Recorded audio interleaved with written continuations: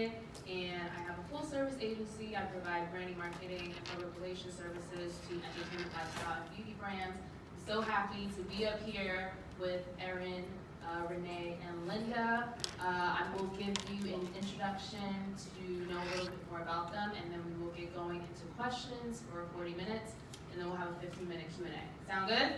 Yes. And I like a lot of energy, so I know it's the morning time, but does that sound good? Woo! Yes. So, closest to me is Erin A. Simon. She is a content production strategist. At the age of 16, Erin amassed over 1.5 million unique visitors and 1.5 million unique YouTube views for her blog, boxofmess.com. Since then, she has done work for Red Bull, Converse, Skull Candy, Revolt, and just to name a few, so she's booked, honey. Erin contributed to the kickstart of the Wall Street Journal's digital platform. As senior producer of Revolt TV, she has created content for Kobe Bryant, Carmelo Anthony, Karl Anthony Towns, and many others. She is also the co-host on the popular podcast Grassroots. So give it up for Erin. Nice to meet you all. In the center is Renee Ebony Miller. We just heard her speak downstairs. It was fantastic. With a social marketing background, Renee worked with Culture Forward Agency Translation to launch their social impact arm, and with renowned impact agency Purpose, where she created and executed campaigns around climate change, gun violence prevention, mass incarceration, reproductive rights, and mental health. She has worked with Google, Nike, Unilever, IKEA Foundation, the Women's March, and the People's Climate March to increase their online reach and to drive meaningful impact on the ground. She recently delivered Color of Change's 2018 social media engagement strategy and the global social strategy for #MLK50Forward. In her downtime, you can find Renee on her podcast, Reparations, where you can hear her drink great Kool-Aid without irony and openly hating on Don Lemon. That's hilarious. Okay. And then all the way to my left is Linda Doyle, who serves as the VH1 Save the Music Foundation's Marketing and Operations Manager, where she helps design and manage targeted marketing strategies and related production details to elevate the cause to help kids, schools, and communities realize their full potential through the power of making music. Linda is thrilled to bring her finely tuned problem-solving skills to the VH1 Foundation, where she has shifted focus from big personalities to big issues.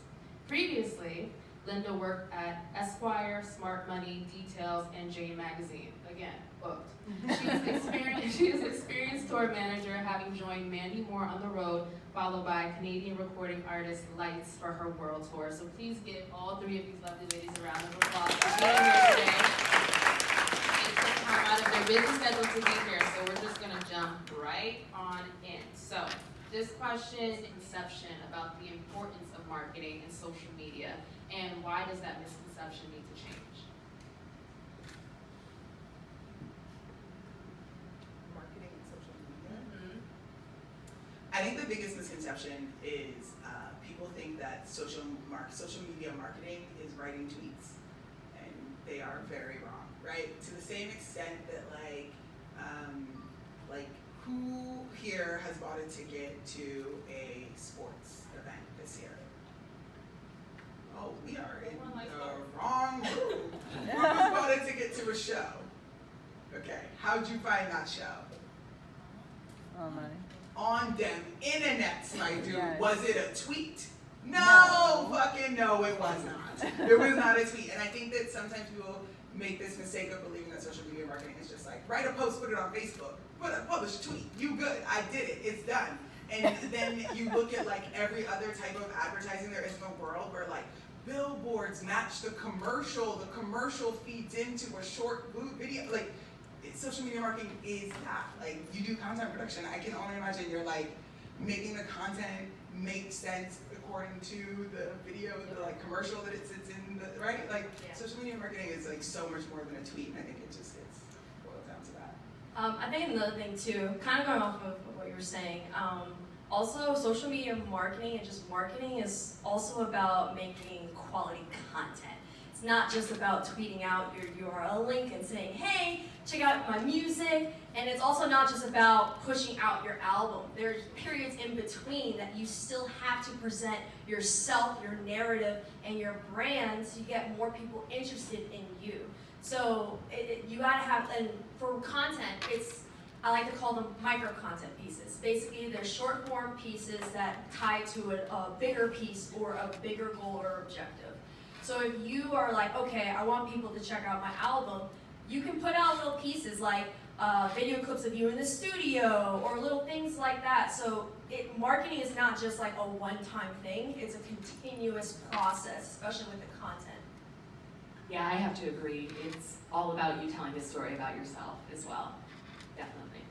Awesome. So now that we got that across, I wanted to make sure that I asked that. We're going to go into sort of like how you execute a campaign, how you go about using social media to the best of your ability. Erin, what does it mean to define a target audience, and why should artists find theirs? Well, you have to find yours if you want to even get fans or even get clicks or have what we call conversions. Audience profiling is basically developing a archetype or for easier understanding, like a character form of your audience. So everything from like what platforms they use the most, how often do they listen to your music, what's their buying habits, do they stream on Spotify more than Tidal? There's little things that you can develop that it's kind of like a generalized attributes for your audience. And it's important because then it allows you to make better targeted marketing strategies and campaigns and plans. A lot of times, one of the first things I always ask artists is, do you even know who your top 5 fans are? If you don't know who your top 5 fans are, that's a problem. Because those top 5 fans will give you as much information in terms of where they are, and also sometimes you'll be able to see these little patterns. Like if your top 5 fans are all fans of Kendrick Lamar, you may want to target Kendrick Lamar fans for your music. So that's why it's important to have that understanding of your audience, so then it makes the process a lot easier, so that you're not shooting in the dark. You actually have a foundation and plan. And that may change too throughout your career. You could have an audience that looks one way, but then can change to another way. Or you may think that you have a specific audience, but then you find out your audience is not 18 to 24, it's actually 25 to 34. So having this, it allows you to not make assumptions and actually make moves based on data and also even cultural relevance and also culturally kind of things that are happening within music. And ladies, feel free to bounce off of each other if you want Yeah, to. you guys all watched me just make eye contact with Prophet and point at him, because literally you just verbatim what I just told you at the end of the last time we chatted. If you don't know who your audience is, and I mean you don't actually know who your audience is, you are dead in the water. You're going nowhere. You're picking up 0 steam. You have no additions. That's 0 more coin. You understand? I'm gonna boil it all the way down. You are getting 0 more coin if you don't know who follows you. And it's not hard to know who follows you. It's not hard to know who likes you. I said it before, I'll say it again, I say it every day, I'll say it till I die. You have the internet in your pocket. It's right there. At the back end of your Facebook page is how many followers you have. You know what else they tell you? Where they live. You know what else they tell you? What time they get on Facebook. You know what Instagram does? Same thing, because Facebook owns it. Like Twitter does, twitteranalytics.com will tell you. Like they give you the tools already, you have it. The key is click on it, play with it, look at it, learn it, be better, get your point. Also, if you don't understand analytics, don't be afraid to ask your fans questions. Word. Like, there's nothing weird with asking your fans questions. Like, you could literally develop a set of questions like, where did you find my music? What do you like about my music? You can ask them like, what do you want to see more of? What can I improve on? And they literally, if you go through and you ask, and now I don't know how many fans everyone has, but you should always, I would say, have at least a little more than 20 fans, so that information is more concise. But if you don't understand the Twitter analytics, the Instagram analytics, simply just ask your fans these questions. Like, it doesn't mean that you're less of an artist. It's impressive, and they're actually gonna like the fact that you're engaging with them, which is another important aspect later on, so. Or you can go on Google. I was just gonna say that. Or YouTube videos to teach you how to find out. Exactly. Renee, after music is released on streaming services, how should artists advertise their work, and what other platforms or methods should be implemented to reach more listeners? Dope question. So again, I I don't know how to like be a professional. I'm not very good at it, so I'm just gonna talk to it like I talk to Just tell her how it is. myself Just tell her and how it is. everybody else, which is like, let me tell you how many like whack outfits I have purchased off Instagram. Let me tell you how many times the DHL comes, it was made in a country that does not sew things for this body. I put it on and it don't work, but Instagram told me I would like it, therefore I purchased it, right? How many times does that happen? Do you know how to buy an Instagram ad? If you do, raise your hand. That's not enough people raising their hands. Everybody who raised your hand, was it hard? Nope. Was it easy as shit? Did you hit send and go back to bed? Yes. Like, it is very simple. So like, when you release a song, you're not done, you just started, you released the song. But you got an Instagram page, you got a Facebook page. Squarespace makes it possible for you to have a website and run that website and make it look good for $10 a month. You understand? Like, there are things at your disposal, use them. Squarespace just released a tool that is included in your monthly $10 a month that ups your SEO. SEO is your search engine optimization, which means they just put like a bunch of keywords in the back end of your website without you having to know how to put keywords in the back end of your website. So just use the things that are already being given to you so that you get yourself a little more publicity. If you are now in a place like you're an artist who you have an established website, maybe you have like 5,000 followers who love you, who show up, who download your stuff off SoundCloud. Okay, you know how to get your Instagram ads going. You know how to do your ads. You know how to do your stuff. Now what do? Your song is out, you put up the ad. What are you doing? Okay, well, Instagram just dropped Instagram TV. You using that? Do you know that every single like social platform, they automatically throttle to whatever the newest thing is they put out? So when Facebook put out Facebook Live, that's why you kept seeing everybody's damn Facebook Live video in your newsfeed. You couldn't stop. It was like, all I want to do is read the New York Times article that I know came out. You got to scroll through 2,500. So what I'm saying is, when they put out a new product, you'll be the first person to use that product. I don't care how whack it is. I don't care how corny it is. Because when you're the first person to use the product, guess whose stuff they see and guess whose mug they see every time they open up Instagram? Yours. Yours. Be that for yourself. Jump on it first. Yeah, I found working with some artists that they weren't early to adopt and didn't want to get on it because it was too overwhelming for what they were doing. So I agree, you got to do that. I bet you have like some really good ideas about content. Because like, content is gonna be, right, content, the song is content, but also like, your friends are in the studio with you, I know they are, I know they like recording you, use that like Instagram story, you know what I mean? Like, use that Insta story, use the TV, use the live. Yeah, I mean, also like maybe the purpose is for people just to understand you and understand what kind of person you are and maybe even just like you.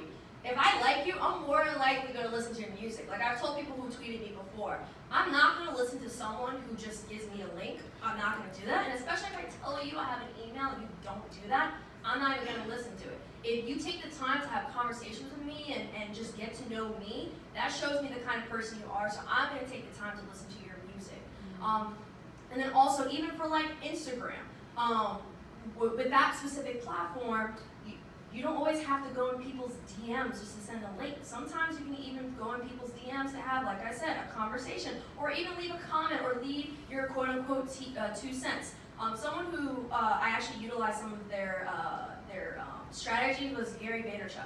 So Gary Vaynerchuk said that for Instagram, it's really important for you to quote-unquote leave your 2 cents, or like, was like $1.80 or anything like that. So basically what you do is you go to someone's platform, and if it's about, let's just say, is Nas' next project going to be better than the last one?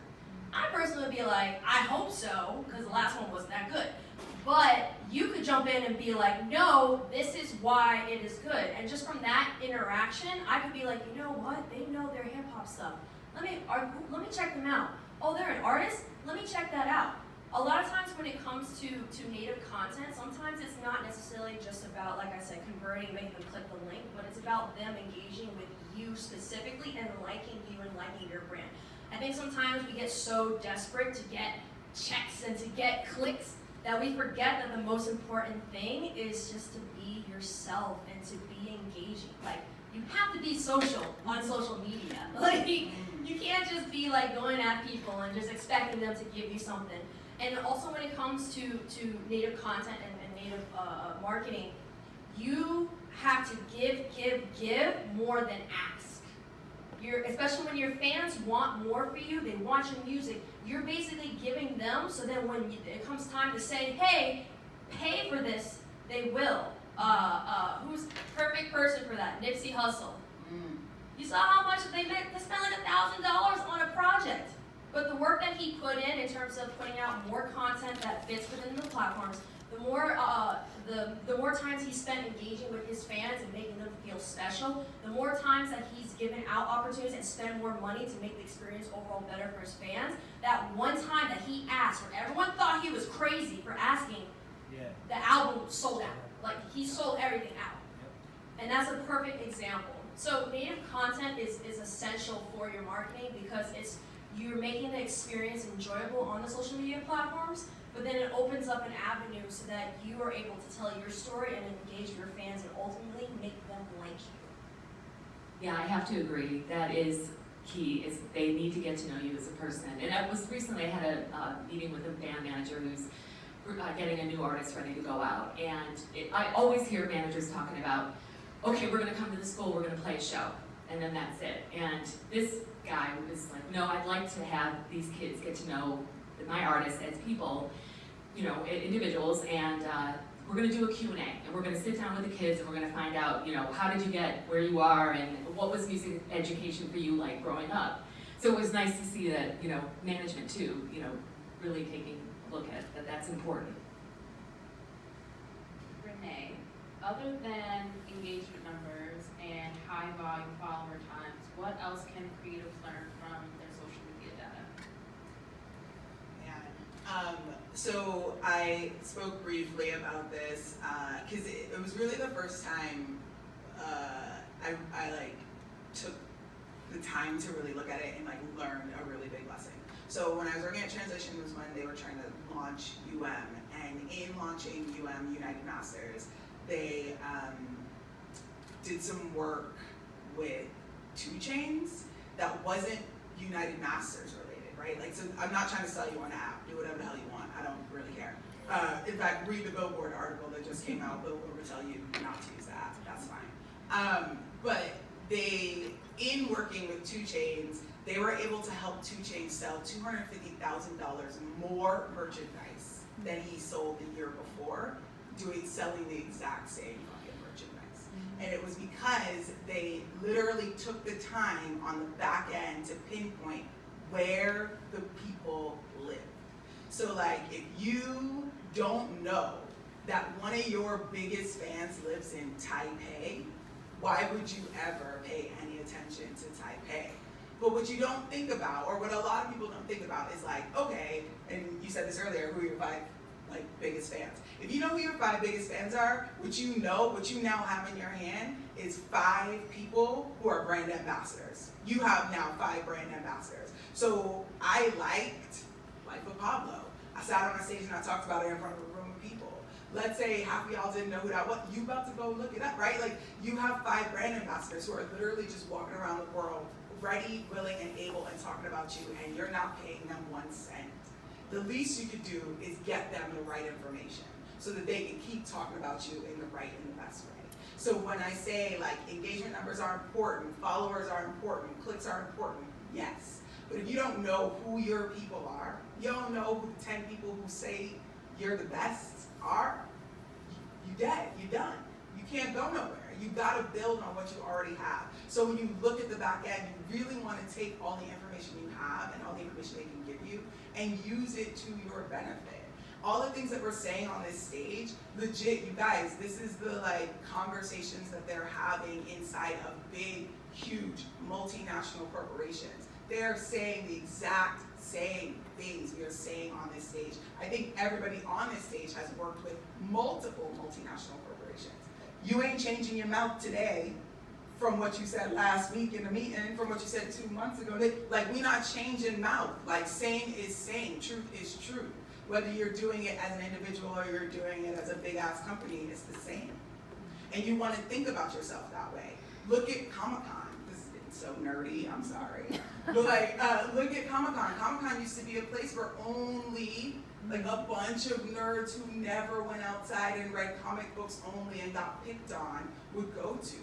And then Hollywood figured out, hey, these people show up to Comic-Con, they pay $250 a day to show up to Comic-Con. That used to be the price. Try and get a Comic-Con ticket now. But like that used to be the price, and they knew if people would pay $250 to get in and fly themselves there and put themselves in a hotel, they'll pay $15 for a movie ticket. And that's how you need to think about you. You understand? If people are paying money to register to go to a thing, if people paying $75 for Afropunk tickets, that's fine, good. How you get yourself put next to Afropunk? Maybe it's as an artist, but did you know that they also like give out, if you do any like social impact work, they'll give you a booth at a discounted rate? Did you know that? Did you know that you can take your own coin and pay for that? Like, this is the kind of thing you want to start to think about. When people say like, because I mean, I've been Black my whole life, so I can only tell you one thing, but like when people quote that J line, right, like it's been, I'm not a businessman, I'm a businessman. I am a brand. You are a fucking brand. And you're not just, you know, Cleophas and Sophia. You're Nike. You understand? You're IKEA. Think about yourself. IKEA put themselves next to Virgil Abloh. Instead of standing in line waiting for the Nikes from Off-White, what are you going to do to put yourself next to Off-White? And I think your comment is really brilliant around that. Like, no, maybe you can't get Virgil on the phone. I can't get Virgil on the phone, hell. But you could be in Virgil's comments on Instagram. Can you not? Yeah. Can you not be the person in the comments who knows more than everybody else in the comments? How many of us have followed people in the comments from Shade Room? Okay, so let me tell you, there's probably 60 y'all in this room right now. Like, you know what I mean? Like, I think like those are the things you want to think about. Like, you are a brand, be a brand, figure out how to get your brand next to the right brands. Yeah, and I always suggest to even companies, like, you should set aside 20% of your budget for experimental marketing.